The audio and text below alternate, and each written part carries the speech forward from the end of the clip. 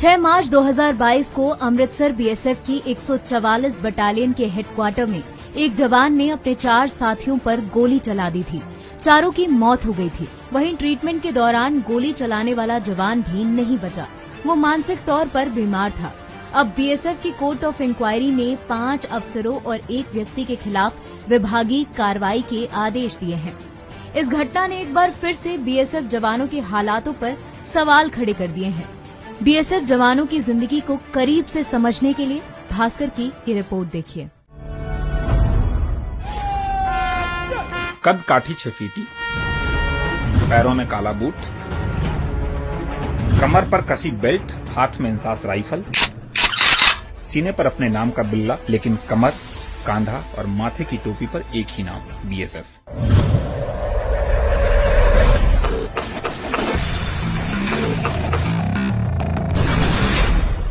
कैसा लगा सुन के? बोलते मुझे अच्छा लगा, सुनते आपको भी ऐसा ही लगा होगा। थोड़ा दम भगी, क्योंकि हमारे जवान जो ठहरे, और हमने अमूमन सुना भी तो इतना ही है। अब एक तथ्य, बीते 10 सालों में ऐसे ही करीब 1205 जवानों ने खुदकुशी कर ली है।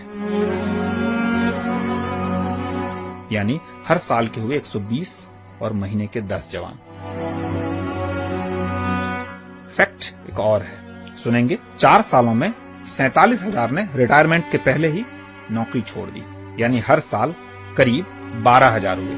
ये सच 2016 से 20 के बीच का है। पिछले साल बढ़ा ही होगा पक्का।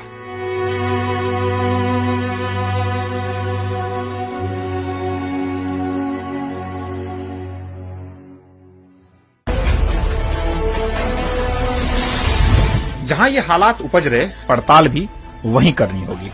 तो हम पहुंचे जवानों के बीच। जगह भारत पाक बॉर्डर। बीएसएफ का कैंप और उन्हीं के साथ कुछ ज्यादा ही अधिक घंटे, ताकि समझें तो सही ये सब हो क्यों रहा है। बहुत सी बातें पता चली जो या तो कहीं नहीं जाती, और अगर कहीं भी जाती हैं तो बस फुसफुसाकर। जो हम समझ पाए वो बता रहे हैं, बिना इस दावे के कि यही अंतिम सच है। बहुत से सच तो कई और परतों में बंद होंगे। तो इसे देखने के लिए कुछ सच सुनते, देखते और उसके सरकारी इंतजामात को समझते हैं।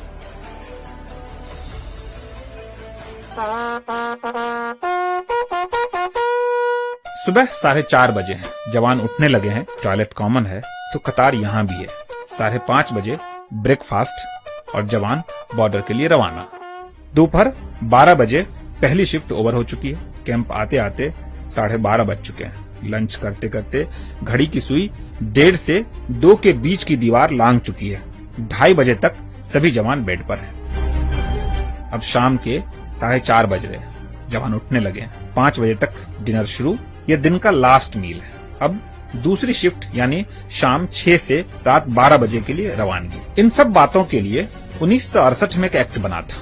इसे बीएसएफ एक्ट कहते हैं, लेकिन इसमें जवानों के ड्यूटी आवर्स का कोई हिसाब किताब नहीं है। आमतौर पर एक बॉर्डर आउटपोस्ट, जिसे बीओपी कहा जाता है, उसका इलाका 3 से 3.5 किलोमीटर का होता है। इसकी निगरानी में अमूमन 18 से 20 जवान लगाए जाते हैं, और उसी हिसाब से उनका वर्किंग आवर्स भी बदलता रहता है। बीएसएफ में जवानों की वर्किंग आवर्स पर वहीं से रिटायर्ड एडीजी एसके सूद कहते हैं, कोई ऐसा फिक्स टाइमिंग नहीं है बॉर्डर पे, क्योंकि बॉर्डर पे तो 24 घंटे विजिल चाहिए। ये तो हुई एक बात, कुछ कहानी सी, लेकिन इसके साथ साथ सच कुछ और भी है।